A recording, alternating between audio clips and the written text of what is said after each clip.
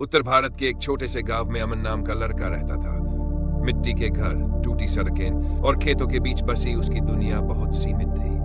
अमन के पिता एक साधारण मजदूर थे। दिन भर यंत्र ढोते, शाम को थके शरीर के साथ घर लौटते। माँ घरों में काम करती थी।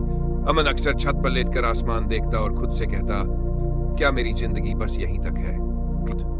गांव के लोग कहते थे, पढ़ लिख कर क्या करेगा, आखिर मजदूरी ही करनी है।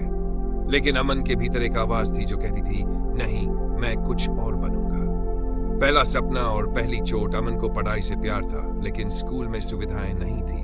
कई बार किताबें नहीं होती, कई बार मास्टर नहीं आते। फिर भी वह सब रहता। जब टीचर सवाल पूछते, हाथ सबसे पहले उसका उठता। एक दिन उसने कहा, सर, मैं बड़ा होकर अफसर बनना चाहता हूँ। पूरी क्लास हंस पड़ी।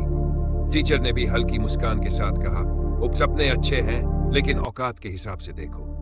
वह बात अमन के दिल में चुभ गई। उस दिन पहली बार उसने महसूस किया, दुनिया सपने देखने वालों को पहले तोड़ती है।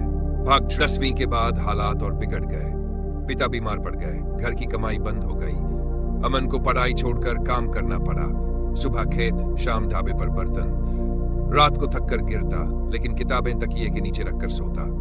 कई बार वह रोता, कई बार भगवान से शिकायत करता। ओपन कोट, आगे नहीं बढ़ने देना था तो सपने क्यों दिए। लेकिन अगली सुबह फिर उठता, क्योंकि हार मानना उसे आता ही नहीं था। टूटने का सबसे करीबी पल, एक दिन ढाबे पर मालिक ने उसे बेइज्जत किया।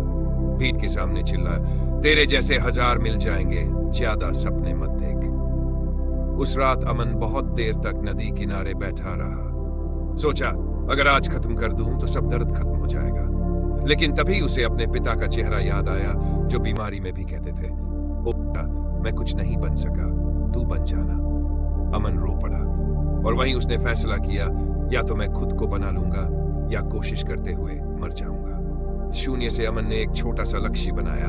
हर दिन 2 घंटे पढ़ाई, ना कोचिंग ना गाइडेंस, बस पुरानी किताबें और मोबाइल का इंटरनेट। लोग हंसते रहे, ड्राबे वाला अफसर बनेगा। लेकिन अमन चुप रहा, क्योंकि उसे पता था, शोर करने वाले नहीं, चुपचाप मेहनत करने वाले जीतते हैं। लगातार असफलताएं। पहली बार परीक्षा दी, फेल।